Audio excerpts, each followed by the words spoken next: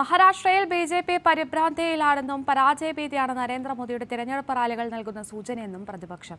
അതേസമയം സംസ്ഥാനത്ത് ഉദ്ധവ് താക്കറെയ്ക്കും ശരത് പവാറിനും അനുകൂലമായ സഹതാപ തരംഗമുണ്ടെന്നും പ്രതിപക്ഷമായ മഹാവികാസ് അഘാടി സഖ്യം വെല്ലുവിളി ഉയർത്തുന്നുണ്ടെന്നും മന്ത്രി ഛഗൻ ഭുജ്ബൽ പറഞ്ഞു. മഹാരാഷ്ട്രയിൽ 2 ദിവസത്തിനുള്ളിൽ നരേന്ദ്രമോദി പങ്കെടുത്തത് 6 തെരഞ്ഞെടുപ്പ് റാലികളിലാണ്. ബി.ജെ.പി പരിഭ്രാന്തിയിലാണെന്നും പരാജയഭീതിയാണ് ഓടി നടന്നുള്ള പ്രചരണത്തിന് കാരണമെന്നുമാണ് പ്രതിപക്ഷം പറയുന്നത്. 2014ലെയും 2019ലെയും തെരഞ്ഞെടുപ്പുകളിൽ നിന്ന് വ്യത്യസ്തമായി പാർട്ടി നേരിടുന്ന കടുത്ത വെല്ലുവിളികളാണ് ഈ മണ്ഡലങ്ങളിൽ നരേന്ദ്രമോദി നേരിട്ടെത്തി റാലികളിൽ പങ്കെടുക്കുന്നതെന്നും രാഷ്ട്രീയ നിരീക്ഷകർ പറയുന്നു. എന്നാൽ മറാഠ സമുദായത്തിന്റെ സ്വാധീനമാണ് NDA സഖ്യത്തിന് മഹാരാഷ്ട്രയിൽ വെല്ലുവിളി ഉയർത്തിയിരിക്കുന്നതെന്ന മനോജ് ജാരംഗെ പാട്ടീലിന്റെ അവകാശവാദത്തെ മന്ത്രി ഛഗൻ ഭുജ്ബൽ തള്ളിക്കളഞ്ഞു. काही बडबडते त्याची अक्कल हुशारी म्हणजे किती हो. तो नाशकात येऊन बोलतो की इथे ओपनची जागा आहे, ओबीसीने का लढाव.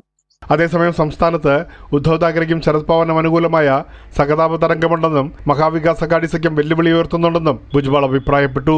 ഉദ്ധവ് താക്കറെയുടെ ശിവസേന പിളർന്ന രീതിയും NCPയിലെ ഒരു വിഭാഗം മറുകണ്ഠം ചാടിയതുമെല്ലാം മഹാരാഷ്ട്രയിലെ ഗ്രാമപ്രദേശങ്ങളിൽ അലോസരമുണ്ടാക്കിയെന്നാണ് ഭുജ്ബൽ പറയുന്നത്.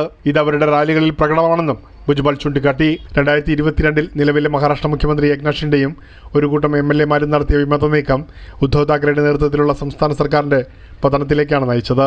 തുടർന്ന് ഏക്നാഥ് ഷിൻഡെ BJPയുമായി സഖ്യമുണ്ടാക്കിയാണ് സർക്കാർ രൂപീകരിച്ചത്.